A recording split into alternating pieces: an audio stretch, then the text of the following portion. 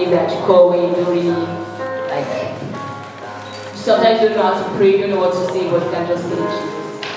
Hallelujah. Oh, Jesus. Jesus. Precious Jesus.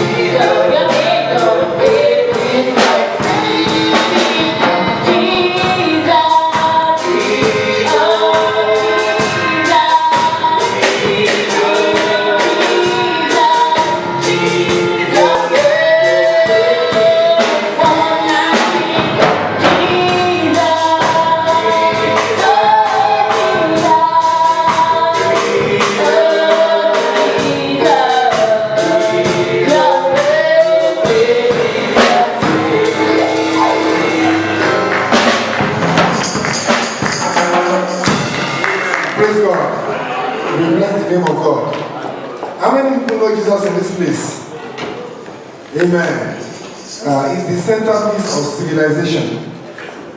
They call him the King of Kings and the Lord of Lords. And they call him the Lion of the tribe of Judah, the Lily of the Valley, the one that was, the one that is, and the one that is to come. He is the word of God, the spoken word of God. Before him, nothing was created. And after him, nothing was created more, because he is the spoken word of God. That Jesus is the centerpiece of our message. Is all that we are all gathered here to meet. Is the most important personality. He is greater than the president of the universe. If there is anything like that, all the kings of the earth put together, they are not worthy to be compared like this Jesus Christ. And I pray that he shall be honored in our lives in Jesus' name. How many people love him? Let's put our hands together for him. Amen. Amen in Jesus' name. We are so blessed this morning and we are privileged because we have God's servants in our midst. And they are coming loaded with the Spirit of the living God. It will also interest us to know that the servant of God we have in our midst is an area pastor. So that means by designation is a pastor to pastors in the Redeemed Christian Church of God. He oversees many pastors in the Redeemed Christian Church of God. And more importantly, this man of God we have in our midst today started this parish. Thank God. We only did this thing to plant this parish several years ago, and I thank God that by His grace we are still standing. So we are His children in Christ, begotten in Christ Jesus, with most reference for Jesus Christ. I want us to rise to our feet, put our hands together for Jesus Christ, as we invite God to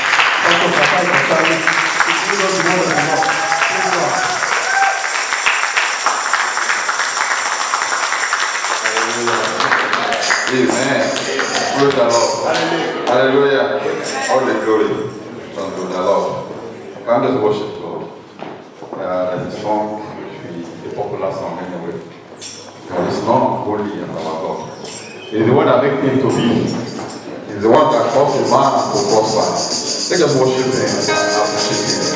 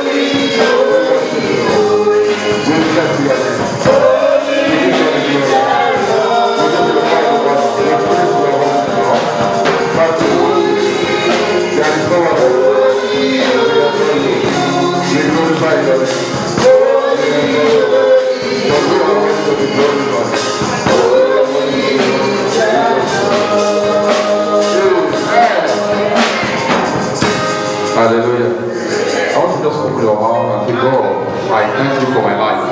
So we can thank God for your life. That you are alive today, just thank God. That you are a living soul. You are not a dead person. That you are a living soul. Just appreciate God. Thank God for your life. Just thank God, thank God, thank God, thank God. Thank God for your life. Thank God for being alive. Being alive in the Lord Jesus. Just appreciate God. Thank Him, thank Him, thank Him, thank Him. Father, we bless your name. We share God, we bless your name. Take your glory, we thank you for our life. We thank you for keeping us alive. We bless your name for that is no one like you. We worship you. We glorify your name. We adore you, Lord. Hey, Shaddai, you are grateful to your throne. We thank you for who you are. Blessed be your name. Blessed be your name. Blessed be your name. We worship you, Lord. We worship you. We appreciate you, Lord. We thank you for our life. We bless you. We give you praise. We give you honor. Thank you, Elohim. In Jesus' mighty name we are praying. I want to raise your voice up and say, Father, I appreciate you in my life. Tell me that you appreciate me. Father, I appreciate you in my life. I appreciate your love, your mercy, your kindness, your compassion. I appreciate you, Lord, for all you are doing for me, my home, your job. Father, we appreciate you. We give you praise. We appreciate you. We appreciate you, Lord. We bless you. We thank you for who you are. We appreciate you, Lord. We appreciate your love, your mercy, your provision, your kindness, your goodness. We appreciate you, Lord. Blessed be your name. Blessed be your name. We bless you. In Jesus' mighty name, we are praying. And say, Father, visit me today. Visit me. Yes, Lord God, come and visit us. Visit us as an individual. Come and visit us as an individual, as a church, as a family. We need your visitation. Come and visit us. Come and touch us. Come and bless us. Come and minister to us. In the name of Jesus. Blessed be your name. Thank you, Father. In Jesus' mighty name we pray. Hallelujah. Before you take your seat, I want to make one or two prayer points which I put down when I was coming. We are children of God. We love to pray. Praise the Lord. Hallelujah. Amen. And in the book of Genesis, Genesis chapter 13, verse 11 to 13, the book of Genesis. Genesis chapter 13. Let me just read it for you. The book of Genesis 13, verse 11 to 13 says, the Lord chose for himself all the plain of Jordan, and Lot journeyed east, and they separated from each other. And Abraham dwelt in the land of Canaan, and Lot dwelt in the city of the plain, and pitched his tent even as far as Sodom. But the men of Sodom, they were exceedingly wicked and sinful against the Lord. You are going to pray. Lord chose a path of destruction unknowingly. You are going to say, Father, throughout this year, choose for me a path to go. Pray. You are going to choose for them. That throughout this year and years to come, God should choose for you. As you are making your decision, that God will choose for you. God should lead you. In every decision you are going to make, in every choice you are going to make, God, come and choose for me. Choose for me the way to go throughout this year and years to come. In the name of Jesus. Choose for me, Lord. Choose for me, Lord. Take choices for me this year, Lord, and years to come. In the name of Jesus. Thank you, Father. In Jesus' mighty name we pray. You say, Father, every choice that I have made, that will lead me into bondage, so deliver me out of the law. Deliver me. Pray. That every choice that you have made, that will lead you to bondage, that God, take me out. Take me out of that choice. Take me out of it. Take me out. In the name of Jesus. In the name of Jesus. In the name of Jesus. In the name of Jesus. Take me out. Take me out. Take me out. Take me out, Lord. Take me out. Thank you, Lord. Thank you, Lord. Thank you, Lord. In Jesus' mighty name we are praying. And this is the last one. You will say, Father, in any way I've been involved in the journey of captivity with somebody, today take me out of it, Lord. I don't want to be part of captivity. I don't want to be part of bondage. In any way I've been yoked with somebody, Father, take me out. Take me out. Take me out. Take me out. Take me out. By the strength of your hand, take me out. In the name of Jesus. Thank you. Thank you. It shall be so in the name of the Father, of the Son, and of the Holy Spirit. Praise the Lord. Hallelujah. Let me sit there majestically. Hallelujah. Amen. Praise the Lord. Yeah, I want to thank God for the privilege to be your midst once again. I think the last time I came here should be about almost 2 years now or so. I want to thank God for giving me the privilege to be your midst again. And it's good to see that the work is moving forward. Hallelujah. Amen. Give God all the glory for every one of us that is here today. Amen. Thank God for the pastor, Pastor Samuel, my good brother here, the family, brother here, and every member. We thank God for the grace of God upon the life of individual. Praise the Lord. Hallelujah. Amen. Praise the Lord. So this very party was started by God. Amen. Hallelujah. It was the Holy Spirit who started it. And that is why it is still standing. If it is of man, it should have been no more. But because it is of God, it shall stand. Praise the Lord. You don't want to give God a wonderful clap. Just want to appreciate it. Praise the Lord. Amen. I brought greeting from the Glory of God Parish in Bristol. My wife, my children, every member send their gifts to you. Praise the Lord. Hallelujah. It's nice to know this morning I could only come with my wife and my children because they have to attend the service in our parish in Bristol. But I came with another family who was pastoring the same Glory of God Parish in South Africa. Amen. Hallelujah. So I want to just say hello to my brother, Pastor Adeyemo and the family. Praise the Lord. Amen. Hallelujah. Praise the Lord. Hallelujah. The parish we started in South Africa, Lesotho, when I left, they took over. And by the divine arrangements, God has wanted to join us in Bristol now. Praise the Lord. Hallelujah. So God is expanding His kingdom. Praise the Lord. Also, we give God all the praise and we give God all the glory. Amen. Just to let you know, because it's always good to give people the full package. Amen. I wrote some books some time ago, and I think I sent it to brother Samuel. When we wrote it, I wrote it. That should be last year, and we did the launching of the books. But after that, it was the first edition. Anyway, there are 2 books. The first one is The Journey to the Next Level, and the second one is The New Creature, which I wrote last year. But that was the first edition. Not really perfect, but the content is the same. But the final edition has come out now. It's good to be on. I think it's already on Amazon. Praise the Lord. Amen. So I think when I made the books, don't accuse me of being partial. I sent the copy to my brother and the pastor. I forgot to send copy to the church. Praise the Lord. So this morning when I was coming, I just said, well, let me just take some copies. It's the first edition, but the final edition is already on Amazon. So I have some copies here of the books. The real edition, the final edition on Amazon is about £7. But this one, I say if I come to let them give it a giveaway price. Pastor will tell you how much you should sell it. Amen. Hallelujah. But before we go into that, God dropped a message into my spirit, which I want to share with you, which is going to be the message of today. Amen. I've given it a title. I call it Coming Out of Collective Captivity.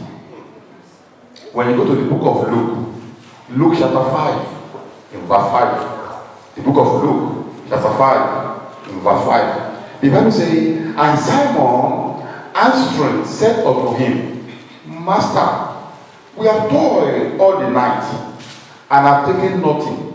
Nevertheless, at thy word, I will lay down the net. You know this story very well. Peter and sons of Zebedee and some other fishermen, they went to go and fish. And they did everything they could do all night. We didn't know what went wrong, but what we knew was they got nothing. So in the morning, Jesus came to them, and Jesus was having a conversation with Peter, giving him instruction, and Peter said, those who study English know that the word we means we are more than one. So what it implies is the world women, all of them, they are failed over that night. We do not know the spirit that entered into their midst that made them to fail collectively. But Peter said, we have all failed to catch anything. Praise the Lord. And we also know that in the journey of life, sometimes a group of people, a family, or a generation who also failed in the journey of life. We also know that it is possible for a generation, as they are coming to this world one by one, two by two, they all have the same stories as they pass through life. We have different kind of situation in life. There are some family that is very clear that in that family, none of them ever been great. They all fail through life. And we also know that it is possible for the husband and wife to live together for many years and be a failure. We also know that it is possible for a nation, as big as the nation will be a failure. We know that actually there are so many nations in the world today, they failed woefully. So the word Peter said that we toil for nothing, we toil all night and we got nothing. That word we could be applicable to nations, could be applicable to family, could be applicable to a group of individuals, could be applicable to a generation. Many people, many generations have come and they failed in certain area of their life. So that is the message I want to share with us this morning. But we understand that there are two kingdoms that actually rule in this world, believe it or not. Let's remove man from it. We know that we have the kingdom of God, and believe it or not, we have the kingdom of the devil. And the two kingdoms, there are some facts, basic facts that we cannot deny about these two kingdoms. Because these are the two kingdoms that are responsible for most of the activities, both physical and spiritual, that we see today. Praise the Lord. So let me give you briefly, before we go to the body of the message that God put to my spirit. After that, we are going to have time to pray. And I want to trust God that God wants to do something individual out of certain relationship, out of certain evil cycle. God wants to do somebody out because you don't belong to where you are. There's a place that you belong. And unless you are taken out of where you don't belong, you will not be able to go to where you belong. So let us see some facts about these two kingdoms. The first fact that we cannot deny is the two kingdoms are always struggling against each other. That is the first fact. You can't deny it. Kingdom of God and kingdom of the devil, they are always struggling against each other. And the kingdom of God wants to gain control over a person, over a family, over a city, over an organization. The kingdom of the devil also wants to get control over the same thing. So there's always continuous struggling between the kingdom of God and the kingdom of the devil. And struggle will continue until the end actually comes. But somebody can ask a question, who determines the winner? Because when the two teams are playing, somebody has to be a winner and loser. And somebody can be deceived to say, well, we know the kingdom of God. It's not in the Bible. In some situation, the kingdom of the devil capture and succeed. It depends on the object they are fighting over. For example, when we go to the book of Revelation 3:20 says, behold, I stand at the door and knock. If any man hear my voice and open the door, I will come into him, I will sup with him, and he with me. Which means that God is saying, I recognize the will. So which means, when the kingdom of God and the kingdom of the devil are fighting, for example, over the life of a person, it is whoever the person he is will to that is the winner at that time. So if the person says, well, I love the promises of devil, I want to go with him. Yeah. The kingdom of God has not that battle. We do not know tomorrow. But for that now, the person go with the devil. Praise the Lord. So it is not necessarily that every time you see the kingdom of God and the kingdom of the devil struggling over the same thing, not every time that the kingdom of God is going to win. Especially when it comes to a human being, because human beings are not will. And there is wherever I give my will to, that is going to stand. Praise the Lord. So I'm trusting God that the grace that you will always say yes to the voice of God, that grace will locate you today. In the name of Jesus. That when God calls you and devil calls you, you will say no to devil and you will say yes to God. In the name of Jesus.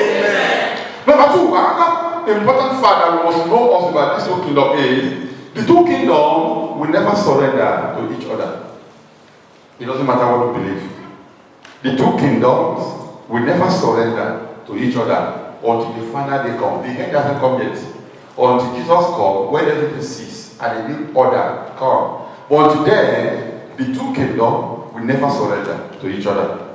The kingdom of God is not going to surrender to the kingdom of the devil. And let it be very clear to you that the kingdom of the devil is not going to surrender to the kingdom of God. We have so many examples in the Bible. That is why sometimes if somebody today decide to give his life to Jesus, and God has won him over, don't be just too much. Because what it means is the kingdom of the devil, they go back to the drum board. Where do we get it wrong? That this guy escaped. And they begin to conjure and begin to mean, how do we bring him back? How do we bring him back? And they begin to use different tactics. If the person is not genuinely born again, or is not giving fully to the force of the Holy Spirit, he begins to fall to the cheek of the enemy. Before you know it, the brother has gone back. So the two kingdoms will never surrender. So the fact that God has taken over an organization, it doesn't mean it's going to be like that forever. The enemy go back to the rebel, they begin to work it out. How do we take over? How do we invade? How do we bring it back? Praise the Lord. You will see so many examples of that. In the book of 2 Timothy chapter 4 verse 10. 2 Timothy chapter 4 verse 10. Bible says, for Demas are forsaken me, having loved this present world, and is departed to Thessalonica, Crescens to Galatia, Titus unto Dalmatia. Here, Paul was telling Timothy that this man called Demas has left. Before he was part of the disciple, God captured him from the kingdom of darkness and they brought him to the kingdom of God and he became part of the disciple. They were doing everything together. But the kingdom of the devil went back to the drum board. How can we bring it back? And they started using different tactics. Begin to study his lifestyle, his weaknesses, part of his life that he has not given to the Holy Spirit. And one way or the other, they were able to bring them back. And Paul said, the man has gone back. I am trusting God. You will not go back. In the name of Jesus. And every demonic struggle over your destiny, it shall not succeed. In the name of Jesus. That's number two. To let you be wiser in the journey of life. Number three, we also discover that the two kingdoms, that is the kingdom of God and that of the devil, they are invisible, but they manifest their existence through material things. We can't see them with our physical eye, but they manifest their existence through material things. The kingdom of God, the kingdom of the devil, we can't touch it. We can't visit the kingdom of God or visit the kingdom of the devil. They are invisible, but they exist. How do we know? Through what they do physically, they manifest their existence through material things. And this is what convinces us that actually there is another kingdom somewhere.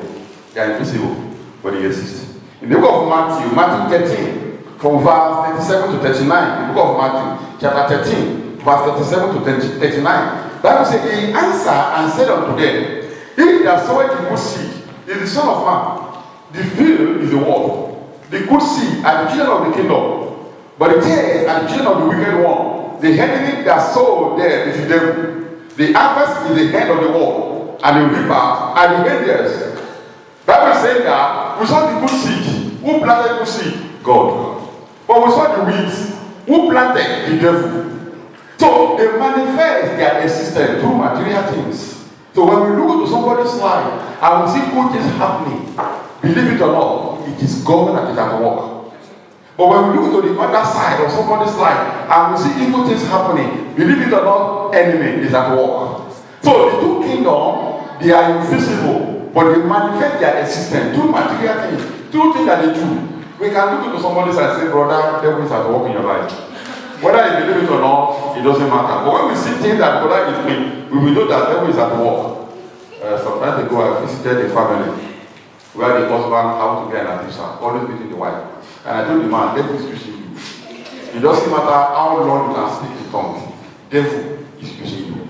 Because this one you are manifesting is not in the Bible, so it's not from God. It is devil that is using you. But I was looking at the devil is using you. This one is of the devil. Praise the Lord. So the two kingdoms, they are invisible, but they manifest their existence through material things. If, for example, things are always against you, and when it comes to your own time, that the time the door is going to close, devil is at work. It doesn't matter your belief. Something is working something against you. So the two kingdoms, they are invisible, but they manifest their existence through material things. I give you 5. Then when you go down, You go to number D, which is the number 4. The two kingdoms, they have supernatural power. Take it clear. The kingdom of God and the kingdom of the devil, they have supernatural power. When we talk about supernatural, what are we talking about? We are talking about ability to do things that cannot be explained by natural mind. When we talk about supernatural, we are talking about events that no scientific explanation can explain it. When we say supernatural, we are talking about things that are beyond human analysis. That is supernatural. The two kingdoms, they have supernatural power. But there are things about the supernatural. When it comes to the kingdom of the darkness, we call it demonic supernatural. That is wonders, things that are beyond human understanding, but they have already the devil. When it comes to God, we say, oh, this is divine supernatural. That is, things that we cannot explain with our own understanding, but these are God's origin in God. In the book of Exodus, chapter 7, Exodus 7, from verse 10 to 12, Exodus 7, 10 to 12. The Bible says, and Moses and Aaron went in unto Pharaoh, and they did so as the Lord had commanded. And Aaron cast down his rod before Pharaoh and before his servant, and he became a serpent. Then Pharaoh also called the wise men and the sorcerer, now the magician of Egypt. They also did in the manner with their enchantment. For they cast down every man his rod, and they became serpents. But the arrows swallowed up their rods. Praise the Lord. For a rod to become a snake is not natural. So, Bible says that people of God, Moses and Aaron, they throw their rod on the floor, the rod becomes a snake. And Pharaoh represents the kingdom of darkness and say, you also can put their own in the natural, not only you. And they also throw their own, and they also become snake. But we saw the supremacy here. The snake of Aaron swallowed their own snake. But at least they were able to do wonders also. No scientific explanation can bring it out. So the two kingdoms, we need to recognize that they have supernatural power. They can make things that we cannot explain to happen in the life of a man. They can make a man to behave in an unnatural way. I've heard of so many stories. I've heard of a particular family that unnatural things are happening in their home.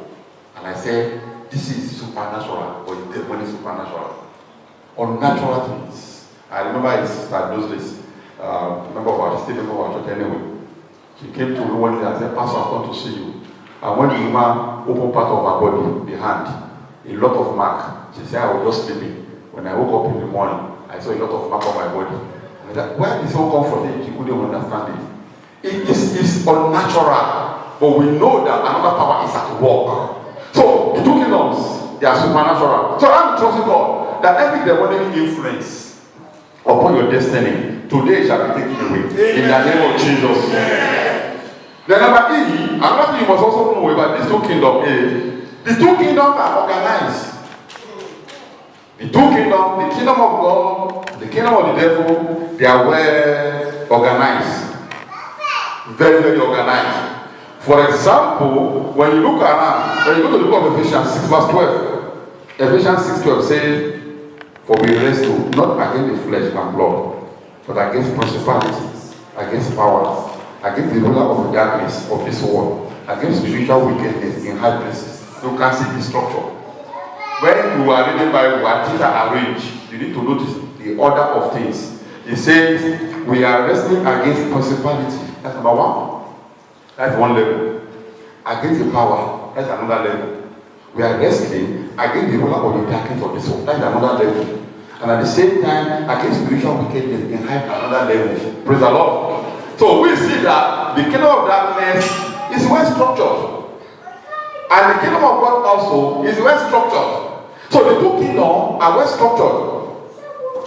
There are dedicated authority which have been put in position at different levels of operation of their activities. Believe it or not, in the kingdom of the devil, there are dedicated authority. That because sometimes you will see a man, he moves from demonic activity to demonic activity.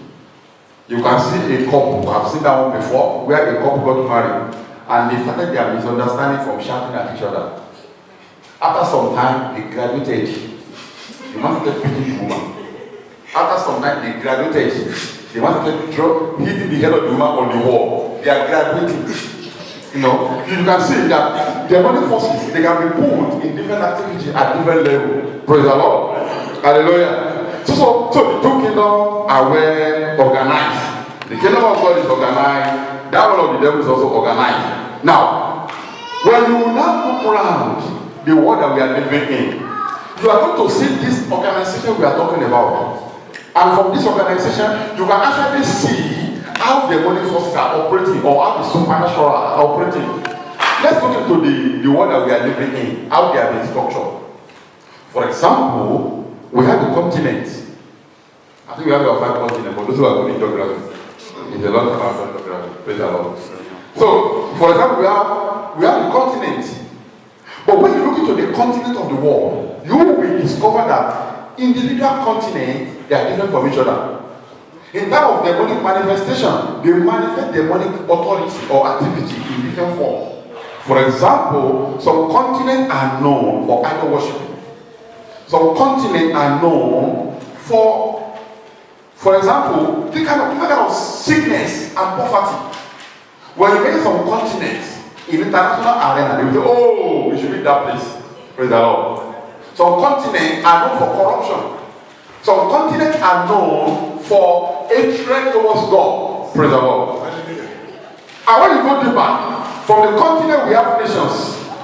And when you go to the individual nation, like in Europe now, we have so many nations. The individual nation has got their own peculiarity also.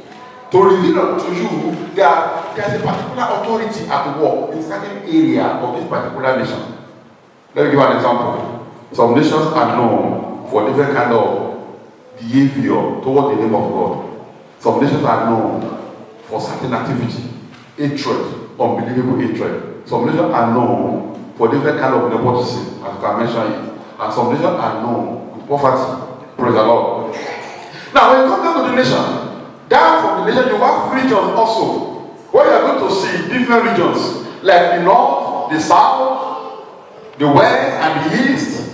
And you also will discover that they manifest demonic activity also in different forms. For example, in some countries, they will tell you, oh, when you go to the north, they are very known for lack of education. Oh, when you go to the south, in that area, oh, those people there, oh, they are horrible human beings. They are known for immorality. In some other part, oh, it's a natural disaster in that place. You will discover that different demonic spirits operate at different levels. And when you come down from the region, you come down to the county or the state, as we call it where we come from. And you discover that different states also manifest demonic activity in different form also. Down from the state, you come down to the council or local government. You will see that also some commonality are found in some council or some local government, negatively or positively. Then we have community. We have Asian community, African community, or whatever you can call it. But in this country, for example, some community are known for certain evil. They will tell you, oh, that community, they are known for abuse. They always abuse their children and their wife. Oh, that community, they are involved in their children, child training. Oh, that community, they are involved in abuse. Oh, they are involved in drug. These are different demons appointed for different activity at different levels. Praise the Lord. Then for community, we have the family, we have the culture. And different family also manifest this demonic activity in different forms. There are some family, they are known to be late achievers. They always start very late in life. Something will tie them down at their youthful age. It's when they are getting to the end of their life, they pick up in life. So family are known for that. So in that family, they will have millionaire, but they all become millionaire at the age of 70. And by some point, they pass away one by one. But it would have been better if they can become millionaire by 20 or 30. They can do more good. They are late achievers.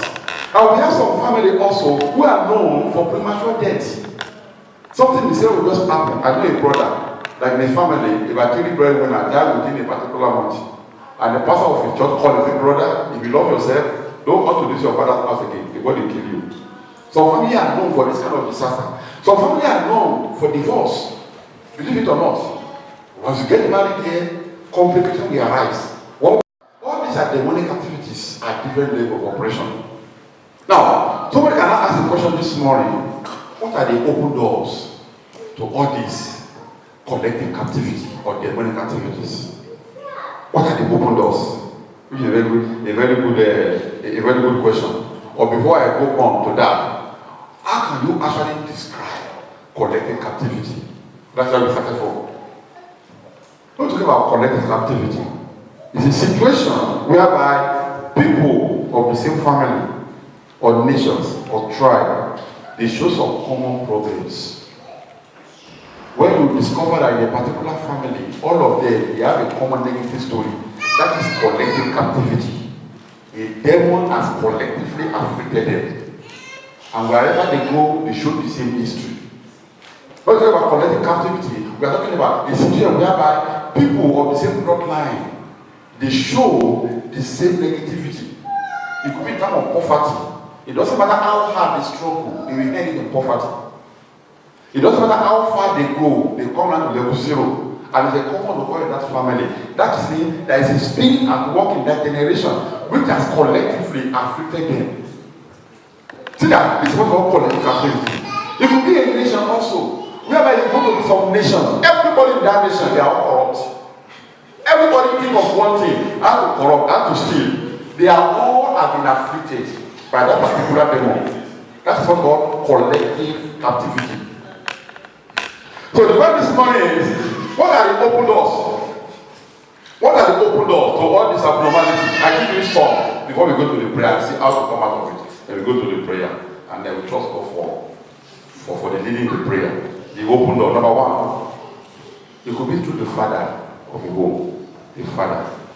In 2 Kings chapter 5, verse 26 to 27. 2 Kings chapter 5, verse 26 to 27. The Bible says, and he said unto him, when not mine heart with thee, when the man turned again from his chariot to meet thee, is it a time to receive money and to receive garments and olive yard and vineyard and sheep and oxen and men servant and maid servant? The leprosy therefore of Naaman shall cleave unto thee and unto thy seed forever, and he went out from his presence a leper as white as snow.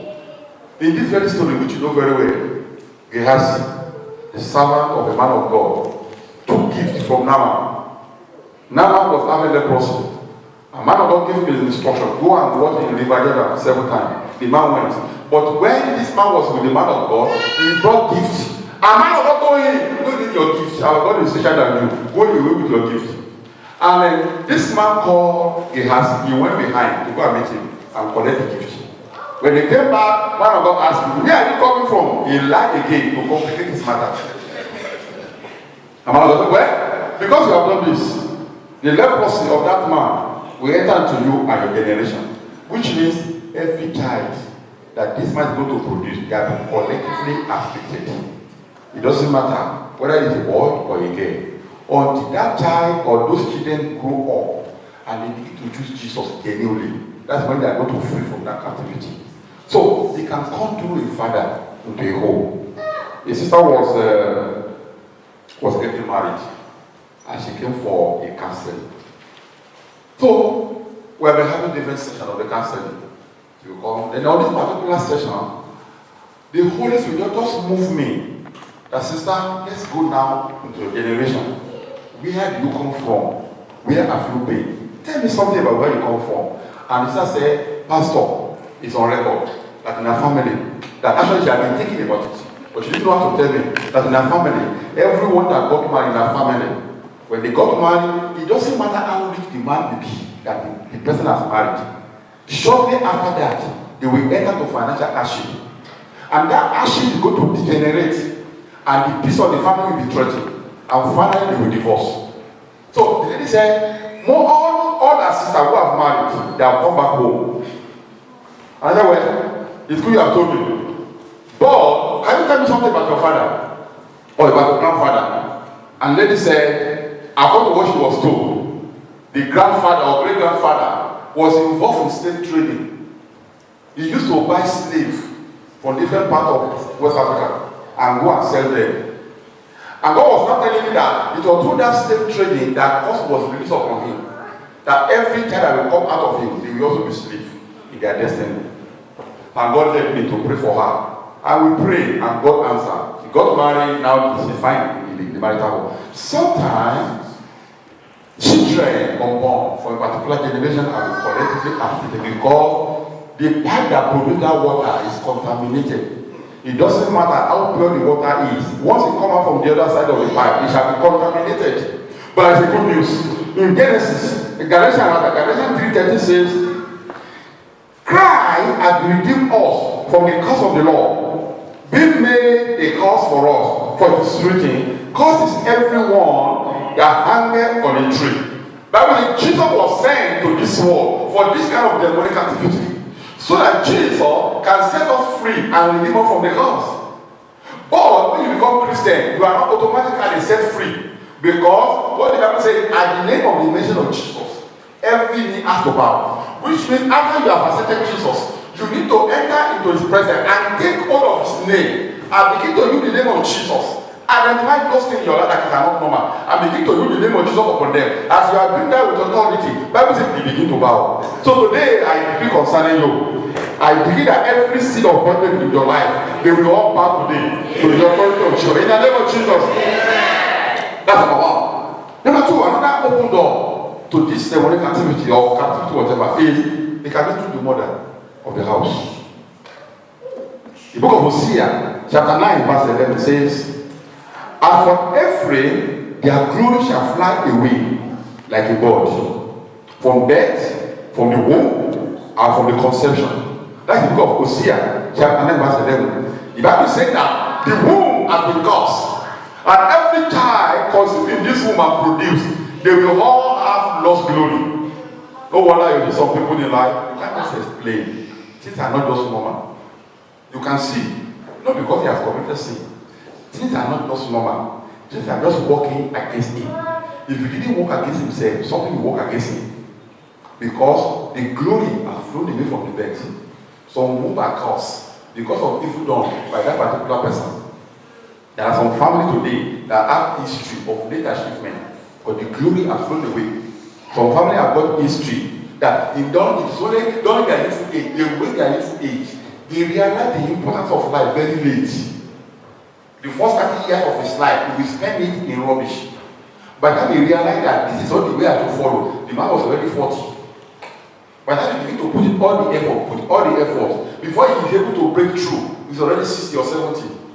Some hope have got the history that their youthful age is always wasted. Why? Because the glory has departed from the womb. Not because of what he has done. You go through the Bible, you are going to see, this is a good news anyway. In John chapter 9, from verse 1 to 3, in the book of John, chapter 9, from verse 1 to 3, Jesus was passing by with his disciples. And they met a man that was born blind. This man, from the womb of his mother, the glory has departed. And they were not asking theological questions. Jesus, who actually sinned? Is it the Father? Is it the Mother? Is it the Son? And Jesus said, well, the summary is, just for the name of God to be glorified. Because we are going to go deeper. We are going to be here tomorrow. The summary is that God wants to glorify his name. That is why I have a good news for somebody. Maybe something has happened to you when you are in the womb. There is a God that restored the lost glory. Because you came this morning, every glory you have lost, today shall be restored. In the name of Jesus. It doesn't matter how it has been lost, but Jesus is a restorer of wasted years. Because you have come this morning and you have under the influence of my voice, every good thing the enemy has taken out of your life, today is a day of restoration. In the name of Jesus.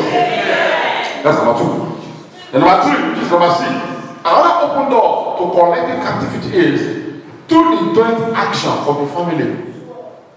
Some family are wicked. They will come together to do evil. You see an example in Genesis 37. From verse 27 to 29, Genesis 37, verse 27 to 29, all the brothers of Joseph, they came together to do evil. They sold him to slavery. They hated him with passion. If not because of divine intervention, they would have killed this guy. They actually went to kill him. They came together to do evil. And they sold him to slavery. But the word has come ahead of time to Abraham that be aware of this one. Your children, your descendants, they are going to be taken to a foreign land where they are going to be slaves for many years before I deliver them. So when they sold Joseph into slavery, after some years, Jacob, the father of all the rebels, and all his children, something forced them out of Israel. They all came to Egypt to live as slaves. They were there for 400 years. They were all collectively in captivity. They born children there. Children they born there, all in slavery, in captivity. Why? Because of the sin, collective sin of a family. That's why I'm trusting God. That in any way, your family has been involved in evil, and you are going to bear the consequences. The blood of Jesus will prevail. In the name of Jesus. In the book of Isaiah, chapter 14, verse 20. The book of Isaiah, chapter 14, verse 20. The Bible says, "Thou shalt not be joined with them in burial, because thou hast destroyed thy land and slain thy people.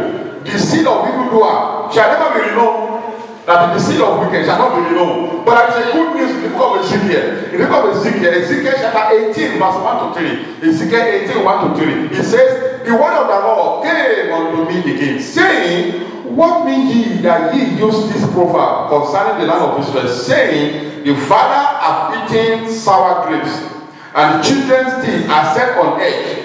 As I live, said the Lord God, ye shall not have occasion anymore to use this proverb in Israel." God said that they used to say in Israel that our father have sinned, but we children are receiving the punishment. God said, and from today, it's only the soul that sin that shall go for punishment. Amen. Therefore, I prophesy concerning all of you. Amen. In any way you have been suffering because of the evil your parents have done, today you are set free. Amen. In the name of Jesus. Amen. You are set free. In the name of Jesus. Amen. And any power that want to take you responsible for the evil you have not done, that power shall be disgraced. In the name of Jesus.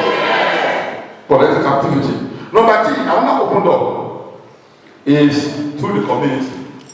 You begin to wonder why God moves people around. Through the community, collective captivity can enter. In the book of Matthew chapter 8, verse 3 to 4. Matthew chapter 8, 3 to 4. It says, "And behold, the whole city came out to meet Jesus. And when they saw him, they besought him that he would depart out of their coast." That is Matthew chapter 8, verse 3 to 4. You know the story. In this very story, Jesus cast demons out of somebody, and the demons entered into the swine. And when the demon entered into the swine became abnormal, and they entered into the sea, and they were all drowned dead. And the story came to the people of the village. Who is that man? Kill our donkey, our animal. And they all came together. Jesus, never come here again. Come out of this place. When you go to the Bible, Jesus never entered that place again. And he was living. What does it mean? When Jesus left out of a place, that place became a forsaken place. And they caused the rest upon them. Jesus never entered again. They never enjoyed his miracle again. He left their city and he went away. Through the action of a community. Some years ago, a prophet came to a particular village in my country for a crusade. My pastor, another leader, told me this wonderful story. It happened in the 60s. This man of God went to this village. I won't mention the name of the state, but I still remember the state. Went to that village for a crusade. And before the day of crusade, they have already been giving out flyers. Oh, children are going to visit this village. Oh, they are going to be healing miracles. So, the man of God went with his people. On this particular day, they have already put the state on. Not knowing that people of that village, those who are Muslim, in another particular religion, they have recruited other people in the village. And they have planned that they are going to treat them when they come. So the man of God came, the prophet, with all his followers. And they entered that village. They moved to the stage. And they entered to the stage. People started coming from different corners, attacking them. They beat the members of the church who came for the crusade. They beat the man of God. And this man was even running. His Bible actually dropped on the floor. And everybody was running. And this man of God saw the people he brought from his church for the crusade. He saw how they were wounded. And the man of God cried. And he said, in this village we are disgraced. This village, nobody shall be great in this village anymore. It happened about 40 or 50 years ago. But the record show up to today in that village, nobody is great. Up to today, nobody they can refer to as a great person. Because somebody placed a curse upon that city. You know, sometimes God moves you out of a place because of the unseen activities that are going on. Sometimes God takes you out of the city. Sometimes He takes you out of a location for your own good because that place has been collectively afflicted. Unless somebody genuinely born again can associate himself with Jesus in truth and in righteousness, he will share from that problem. That is why you see in some community, some evil are prevailing. It doesn't matter how born again you are. You stay in their midst, you will carry the problem. Sometimes God will just say, don't go there. Go and look for a house in another place. Leave that place. A community can be afflicted. Do you know that this is a research that has been done and is the truth? Many years ago, some missionary that came from Europe, America, who came to some villages, some places in Africa, some of them were slaughtered. And the research work showed that most of these places where a man of God had been slaughtered and the blood was shed, up to today, they are still suffering with underdevelopment. Up to today, nobody has ever come out great in that place. And you see today, most of those countries, most of those villages, go and look to their history. When they appoint a governor, he's going to be a criminal. When they put a chairman to their local government, he's going to be a murderer. And look into the history of most of these countries today, you will begin to wonder, how do you become a president? It's the demonic process, putting them in position because the land is cursed. So I'm trusting God that in any way you are sharing from the evil of your community, today you are going to be separated from it. In the name of Jesus. There's a classical example in Genesis. In Genesis 26, Genesis 26 verse 1. Remember there was a famine in the land. In the whole land there was dryness. But God came to a man called Isaac, staying in this place. When you go back to the same Genesis 26 in verse 12, Bible said that in the same land where everybody was in poverty, Isaac had 100-fold of harvest. God gave him immunity. Immunity against famine. Today you receive immunity. Immunity against famine, you receive it. Immunity against natural disaster, you receive it. Today immunity against every man of general problem, you receive it in the name of Jesus. So that is another open door. And the next one. The another open door to all these categories I'm talking about is the demonic tradition. That's another open door whereby the devil is able to afflict people, a group of people, a generation. Demonic tradition. In the book of Mark, chapter 7, verse 13, Mark 7, 13, Bible says, making the word of God of none effect to your tradition, which ye have delivered, and many sort like thing to ye. What is tradition? It's a way of life. We have been handed over by the past generation. It's a belief. It's a festival. We have been handed over by the past generation. And we never try to find out what is the source of this tradition. In the beginning, who brought it up? Some of these traditions have got their origin in demons. And they pass it from generation to generation. And as long as you embrace this tradition, you are going to share in that collective captivity. In some home, they will tell you where it's a tradition that every time we have harvest of jam, everybody must come home and have a special celebration. And you try to find out from them who started this particular tradition. Where the record to let us know how this thing started, how was it in the beginning. In some home, they will tell you where it's a tradition in this home that when we are getting married and your wife is coming to come and join for the first night, where she shouldn't meet you at home as a husband, you have to go somewhere. And your wife will come home, then the following you can see your wife. You begin to find out. Why can't you find out? Actually, who started this tradition? Why can't I see my wife the first night? What is important? Who started it? These are some of the traditions in which people are getting afflicted collectively. But in the book of 2 Corinthians, chapter 5, verse 17, 2 Corinthians 5, 17 says, therefore, if any man be in Christ, he is in the creature, all things are passed away. Behold, all things are now new. That is, if you are not in Jesus Christ, you can no longer be a partaker of that tradition. Somebody came to me some times ago. This man, he was saying that they want to do the family tradition. Now, some few weeks ago, boy nothing just this. He's always having a dream. What kind of a dream? Yeah, you will see masquerade beating him around in the dream. And they beat him, in the dream. The masquerade. You are a child of God. We don't have masquerade in the church. Where do you have masquerade? You see, I don't know. Masquerade, they will just come. They beat. And sometimes you wake up, he's sweating. And now, he's having a problem. He's having of sleeping. And he told me that it has happened to him before. And when he had that dream, he said that he lose a job or something negative happened. And because of this, I said, did you get involved from family like that where my mom put pressure, I have to send money to do that? You are in charge of God. Don't get involved in this. You are going to be collectively affected. So, if you are here today, you are part of that game whereby your parents put pressure on you to send money home for family tradition. Tell them, I'm not going to be involved. When I send money to you, it's for your own personal upkeeping, not to go and buy yam or to go and buy oil or to go and buy something in the market.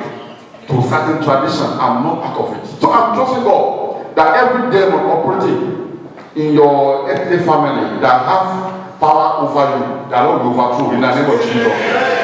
Now, number 8, I give you verse 2 more. Another open door to this collective captivity is through the action of a nation.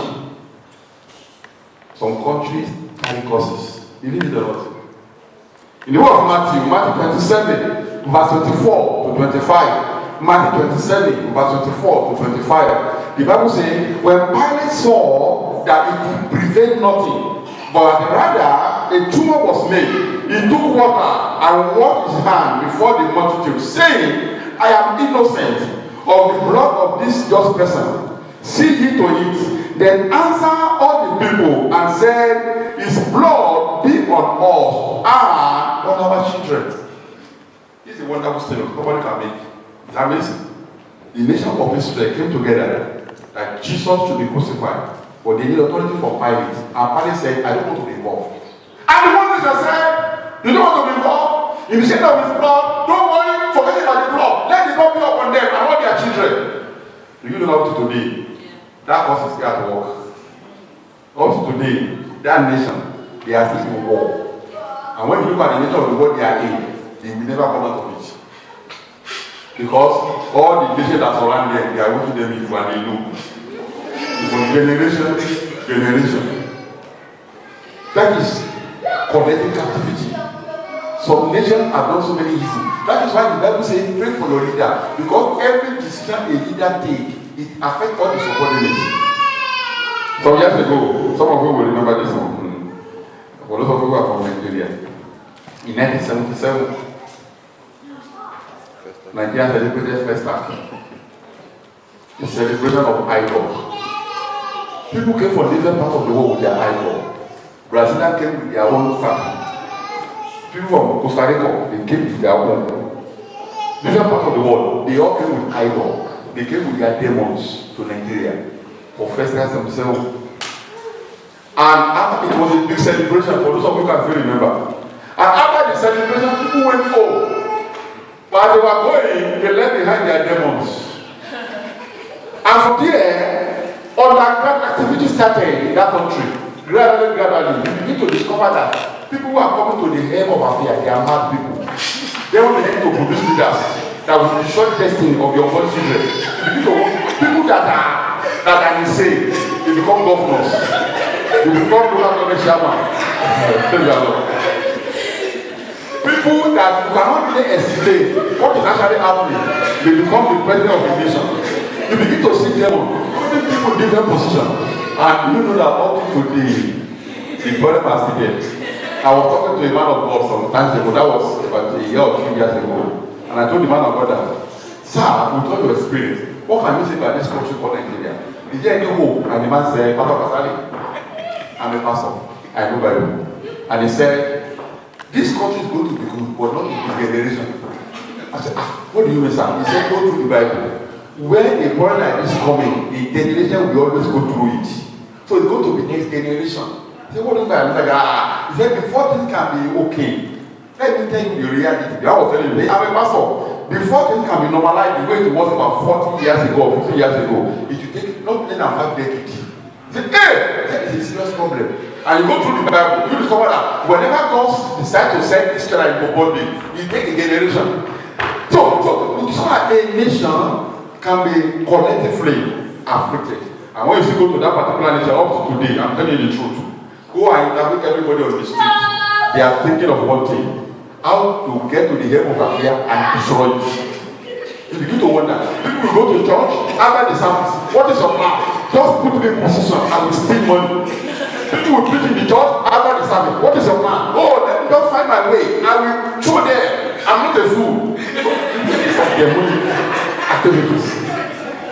I'm trusting God that in any way you have been involved in the journey of the cause of the nation, you will be taken out of it in the name of Jesus. Number 3, which is the next one before I give you the last one. Another open door to this collective captivity is through the wrong association. Somebody can get involved, somebody who's free, a normal woman being with a sound destiny and a good future can get involved, can yoke himself to somebody that carry curses. And from there, his destiny get contaminated. In the book of Jonah chapter 1, from verse 1 to 5. The book of Jonah chapter 1, from verse 1 to 5. The Bible declares, people are going for their own business. That was not the first time they would travel to Assyrian region. These are merchant people, business people. They were inside the boat. They have been going on this journey for a long time. One day, Jonah entered to the boat. A man that was running away from God entered to the boat. Problem has come. And every one of them in that boat, they were all collectively afflicted. And at the point when the boat was sinking, they had a meeting. The only thing we can do is let's get to throw our treasures inside the ocean so we can save our life. I would say they were throwing their treasure inside the ocean. Throwing their treasure inside the ocean. Through negative association, people have been yoked. Through unholy association, destiny has been perverted. Some people that would have been great, some destiny, but when they get connected, it's a different ballgame. Something happened from 2 weeks ago. A lady came to me that she wanted to bring her fiancé to come and see me. This is an outstanding story. Okay, the sister is already ripe for marriage. This happened about 8 weeks ago. The pastor, we need counseling in my relationship. Herself and the fiancé, they have a problem. It's okay, no problem. Bring your fiancé that can cancel you together and we can see how things go. I've never seen the fiancé before. So, this particular we had an appointment about 2 weeks ago. And then they came with the fiancé. When they opened the door, it was Daily who opened the door first. And the man was at the back. I want to ask the man, who are you looking for? And he said, no, that's my fiancé. So I control my emotion. And then I walked into my room, to my office. So I was asking myself the question, how could it be? You don't look like somebody that they just recently released for mental health home. Madness. How could it be? They came to my office. So we started talking. Sister, I welcome the brother. Sister, tell me what is the problem? You told me saying that you're always fighting, blah, blah, blah. Now, brother, what can you say about this, about your relationship? Brother started telling me the story. This brother, he has married before. He produced 3 children. He divorced the first wife. Among the 3 children, one of them is in prison. The other one is lost. The other one, they are looking for him. Brother himself, he was arrested by police. They sent him to prison. He spent some years. When he was in prison, he ran mad. They took him to mental health home. They healed him partially. You know this part of the world. People don't get totally healed from mental problem. They heal him, but this man still behave abnormally. It was this man that this lady discovered to be her own fiancé. Now, in my heart, I was asking questions. What happened? What's going on?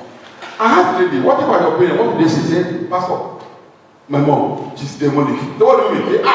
She hated this man like anything. I told you last story. I really want me. But in my heart, I was not saying, how can a normal parent say that? I didn't say that one out. How can a normal parent say you should go and marry another person? There are so many men living in the church that are looking for wife. How come that this one has second marriage, first marriage scattered? He had 3 children. One of them in prison, 2 of them are lost. Even himself has just come from prison. He said they are in love with him. There are many people today, they don't know what they are doing. And through these people get yoked. People carry curses. that they are not supposed to carry. People get in with people they are not supposed to relate to. This is how some people enter into captivity. You see somebody come from a sad home, Christian home, everybody born again, well taught in the way of the Lord, holy and righteous. But when as he's done with life, he gets yoked with somebody that carry curses. Someone that comes from a very wrong background, enemy of God. And from there, the destiny get contaminated. In the book of Genesis, chapter 19, verse 15. Genesis 19:15 says, and when the morning arose, then the angel hastened Lord, saying, arise, take thy wife and thy two daughters, which are here, let thou be consumed in the iniquity of this city. Lord, dwell among the wicked. He got involved in a holy relationship, but God is divine. That God will deliver you in the name of Jesus. Then finally, before you go to the other part, the last open door to this captivity is wrong choices. It's a bit linked to the last one. Wrong choices. Beloved, let us pray very well before we make a decision. Never act under uncertainty. In Genesis 13, verse 11 to 13, you know the story. How Lord chose a land close to the side of Sodom and Gomorrah. And in Genesis 14, verse 11 to 12, Genesis 14, 11 to 12, when criminal came to attack Sodom and Gomorrah, they captured everybody and they captured Lot. He was collectively captured with other people.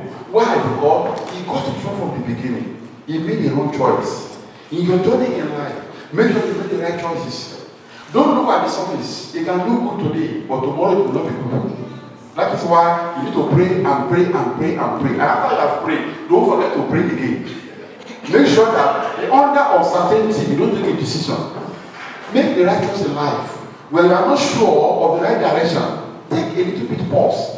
Slow down and let the Holy Spirit minister to you. Many destinies have been destroyed by wrong choices. People have entered into places which are cursed. People have taken job. When they have taken job,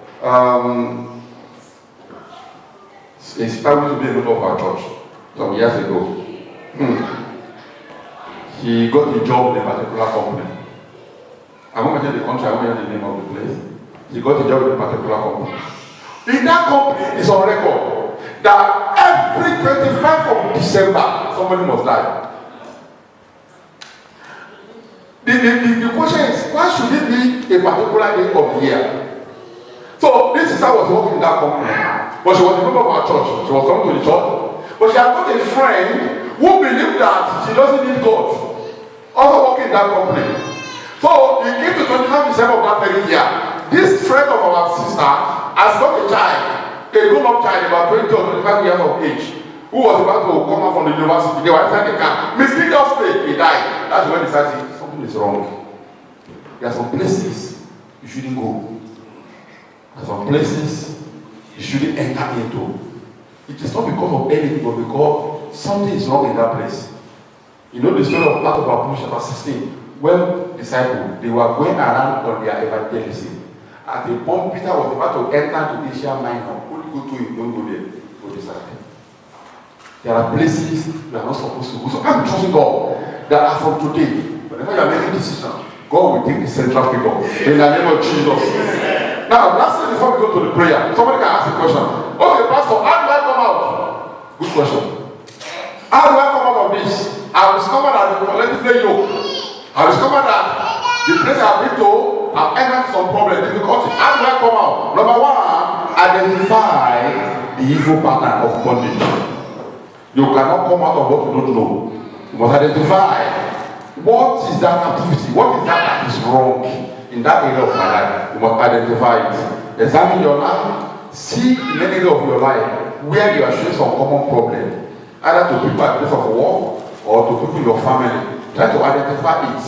And you also have the same negative history like your brother or your sister. Then that will be that the open door, that is your collective captivity. Identify it. Number two, hate it with passion. You must hate that thing with passion. Because whatever you do not hate, God will not take it out of your life. In the book of Hebrews, chapter 11, verse 24 to 25, Hebrews 11, 24 to 25, Moses, he hated being in Egypt with passion. He hated everything. He hated the palace of Pharaoh. He hated Egyptian. He just hate being in the midst of people that are putting them in one. He just hate it. That's why God uses it. So you also as a child of God, you must hate it with passion. Some of us are very funny, so where this is their problem, their brother used to have it. Even mom also have it. So it's not something that is very strange. That is stupidity. You must hate it with passion. I remember a popular figure, a lady in this country, who said her mom died of breast cancer. And she suspected she may have breast cancer. And before the cancer grew, she wanted the doctor to remove the two breasts. And she went to the hospital. She didn't even wait for the cancer to come. All this is up so that she will never die of breast cancer. That's stupidity. You as a child of God, what you need to do is hate it with passion, and that is the way out. And number 3, cry unto God for intervention. Exodus 3:7 says, the Lord said, I have surely seen the affliction of my people, which are in Egypt. I have heard their cry by reason of their taskmaster, for I know their sorrow. Cry unto God. There are prayer, brethren. Some of us, maybe because where we are, like identical prayer. Some prayers, you don't pray gentlemanly because of the nature of the problem. There are some prayers that when you are praying them, if I do back to prayer and fasting, there are prayer to nothing. You need to rise up against it. That is why Anna, she cried out to God continually, but did not answer because she hated what she was passing through. Then number 4, as a child of God, you must avoid a lifestyle that promotes bondage. You must avoid a lifestyle that promotes bondage. In the book of Acts of Apostles, in chapter 5, verse 9, Acts of Apostles 5:9, Peter said unto her, I will see that ye have agreed together to tempt the spirit of the Lord. Behold, the fruit of them which have buried their husband are at the door, and shall carry thee out. Husband and wife, they agreed to sin against the Holy Ghost, and they were collectively destroyed. As a child of God, you must avoid every habit that promotes bondage. Sin promotes bondage. That's it. Sin promotes bondage. Someone used to beat his wife in those days. Was a member of our church. I didn't know he was beating his wife. He looked for a job for many years in this country, couldn't get a job. It was when we met, he told me the story. He said the day he realized that this is a spiritual matter was the day he applied for a job in the bakery to be able to carry bread from fire. And he told him that you are not qualified. He said, what qualification do I need to carry bread from oven? Something is wrong. And the brother came to tell me the story. I said, well, that's very strange. Because it's like very hefty, good body, he can carry things. So if the way you look like, and the bakery people say they cannot allow you to carry bread, that is spiritual. He said if you do for cleaning job, they couldn't give you job. And when we are now interacting, and I discovered that the day he didn't beat his wife, he won't sleep well. It's part of his life. He beat the woman like a dog. Beat the air out of the woman. And she had been doing it for good 20 years. And God said to him, his hand has been cursed. He can never use it for anything good unless he change. This is what the Holy Spirit said. The hand you are using to beat your wife, that hand is cursed. So you can't get job. Even when you get job, the money will be useless. So don't even work. Continue beating your wife and pass away like this. Or you change and go to your destiny. The brother accepted the decision and we pray and pray. Cultivate. Even some people are not Christian. They eat only in the night. What of you? Who is a Christian? Talk to your big belly. And no more food today. Put the day aside that this day, no food in the house. Cultivate regular prayer and fasting lifestyle. You will see your life being rearranged. As you begin to fast and pray, you will see things in your life. You will see changes. I have a good testimony about it, a lot of testimony. You are going to see door opening. You don't never know. Amen. So, you will see people coming to you and inviting you to come and take a position of honor. Because everything is to move on your behalf. Today, I believe concerning you at the oracle of God. Every seed of bondage in your life is dead today. In the name of Jesus. Every seed of affliction is dead. In the name of Jesus. Every spirit that is not of God, that is not with you, today the Lord cast them out of your life. In the name of Jesus. In any way you are being yoked, today you are delivered out of it. In the name of Jesus. Every unholy relationship you are involved, today God separate from it. In the name of Jesus. Every power that is not of God troubling your life, the Lord will be there. In the name of Jesus. You are free from every manner of captivity. In the mighty name of Jesus. Father, my name is pray. We are going to pray. Our time has gone. We are going to pray. You will pray. I love prayer. And because I have some testimony about prayer. The first thing you are going to say, Father, I just want to thank you for giving me victory over every manner of causes. You see, man, Father, I thank you, Lord, for giving me victory over every manner of causes. Father, I bless your name. Father, I glorify your name. Father, I adore you. Blessed be your holy name, Lord. I thank you for the victory you are giving unto me over every manner of causes. Thank you, El Shaddai. In Jesus' mighty name, we pray. In Jesus' mighty name, we pray. In the book of Colossians, chapter 1, verse 13, Bible says, Jesus has delivered us from the power of darkness, and he has translated us into the kingdom of his dear son. That is God Almighty. So you are going to pray. You say, Father, whatever that follow me into your kingdom, that does not belong to your kingdom. Today, which is not of my life today? Pray, pray, pray. The Father, whatever has followed into your kingdom, that does not belong to your kingdom. Today, which is not of my life? In the name of Jesus, King of glory, El Shaddai, Alpha and Omega. Whatever has followed me into this kingdom, that does not belong to this kingdom, Father, take care of my life today. In the name of Jesus. In the name of Jesus. In the name of Jesus. In the name of Jesus. In the name of Jesus. In the name of Jesus. In the name of Jesus. In Jesus' mighty name we pray. You pray, you say, Father, arise and destroy every rock of wickedness planted in the foundation of my life. Destroy that rock today. The Father, arise. Every rock of wickedness planted in the foundation of my life. Father, destroy it. Destroy it. Destroy it. Destroy it. In the name of Jesus. In the name of Jesus. In the name of Jesus. In the name of Jesus. In Jesus' mighty name we pray.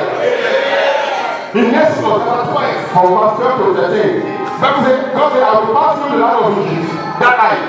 And the Egyptians is going to make a demarcation between the Egyptian and the Israelite. I want you to pray. You say, Father, that my role, immunity, against any form of general disaster. Pray.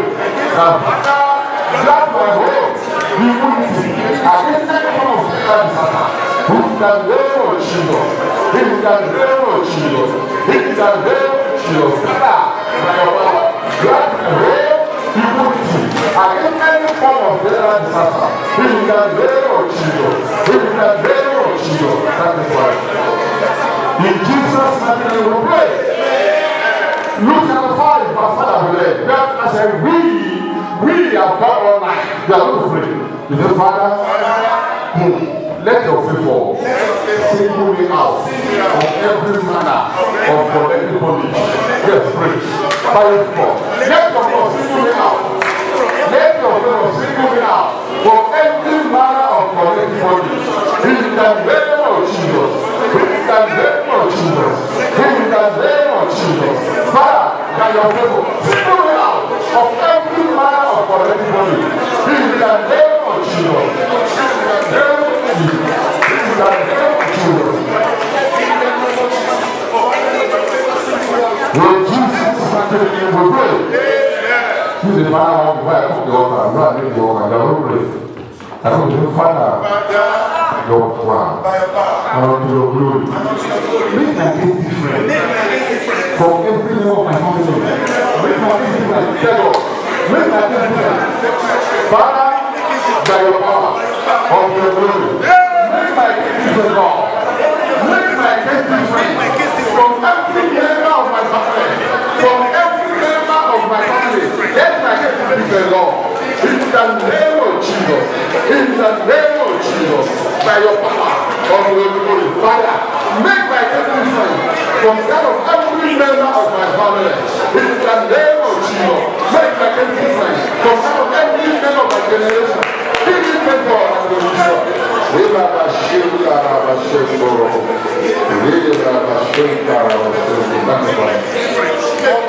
Jesus' name we pray. While we are still standing, if you have any pending things, maybe pending application or a decision concerning certain things, I want to pray for that individual. If you are here, you submit an application, you have not received a reply, you are waiting for a reply, I want to pray for you. If you are that kind of a person, while the eyes are closed, can you just raise up your hand if you are that person? If you are involved in any form of application, you know it between you and God. I just want to pray that God should go and touch those who are behind the decision, so that they can give you favor. The favor that cannot be opposed. Raise up your hand. I want to pray with you. And for those who are not raising up their hand, you can join us in prayer. Father, in the name of Jesus, your children raise up their hands.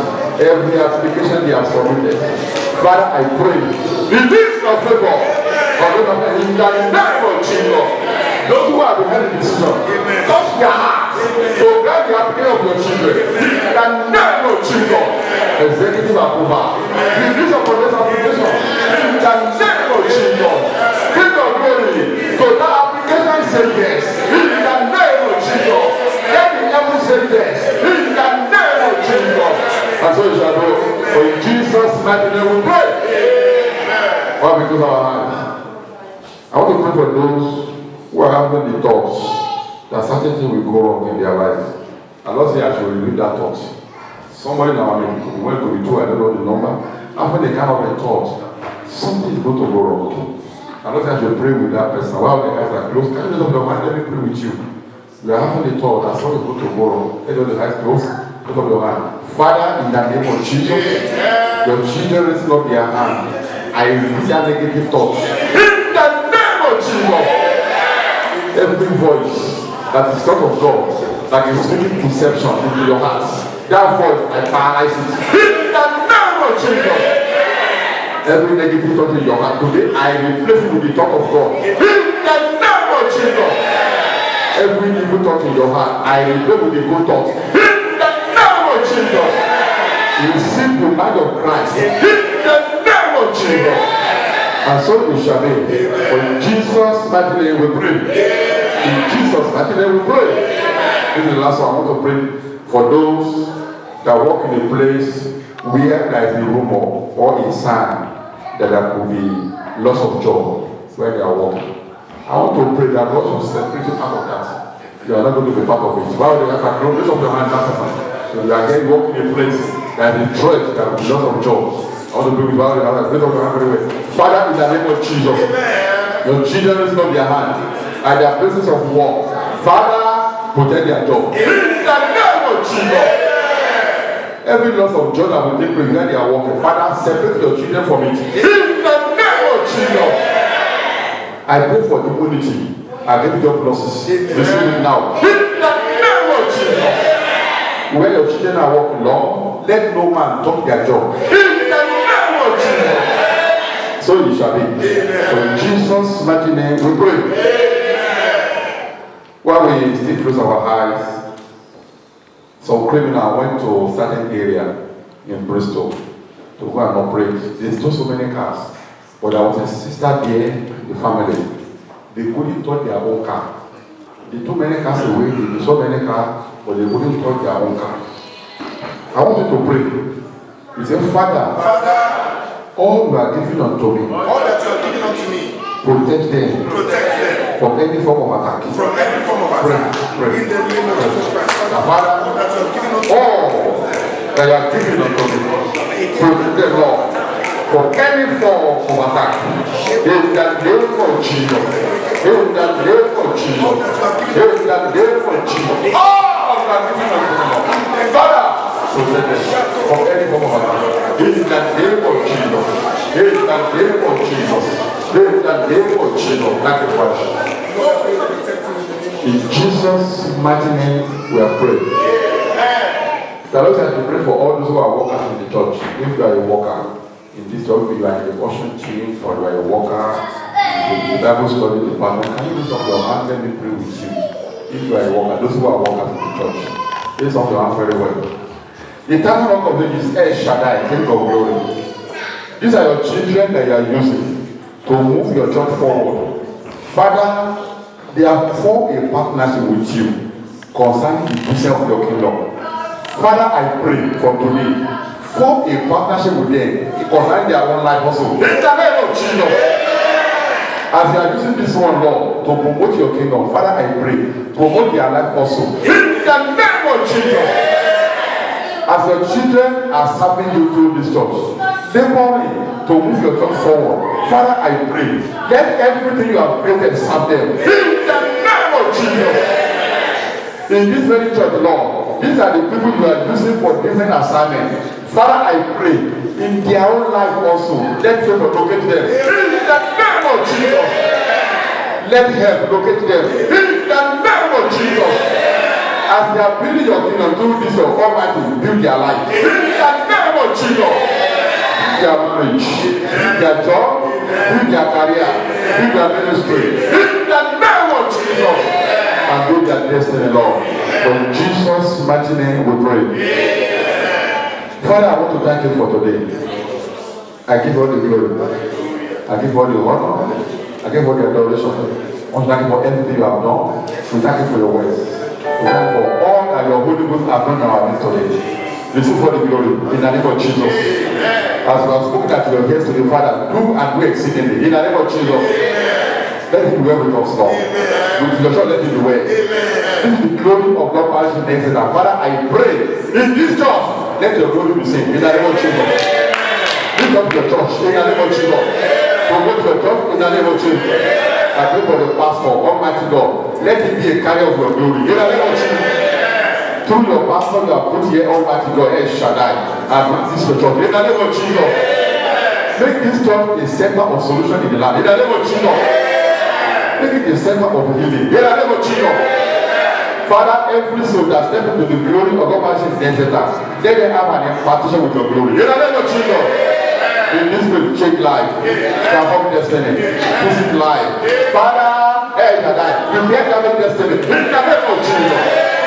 Let your presence be here. Let your glory be here.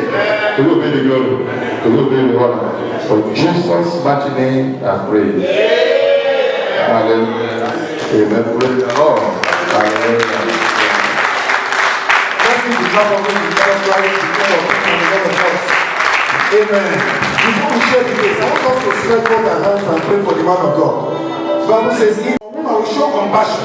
The same way Jesus Christ had a covenant of mercy with David, that the Lord will make a covenant of mercy with him, that the Lord will increase his greatness and comfort him on every side, that the Lord will increase his anointing and make his ministry to be enlarged. Let's pray for him that he will finish strong. Let's pray for him that he will finish strong. He has started well on this race, that the Lord will keep him, the Lord will increase him, and the Lord will make him finish strong. Right unto the end, he will not go under. He will continually increase, he will not diminish. Yes, Lord, the heavens that the Lord has made to be open over him, the Lord will open more heavens. The Lord will give to him more territories to conquer for the kingdom of heaven. More territories to conquer. All his children, the Lord will lift up their heads. His wife, the Lord will protect her. Let's begin to release blessings. Let's begin to release blessings into his life. Thank you, righteous Father.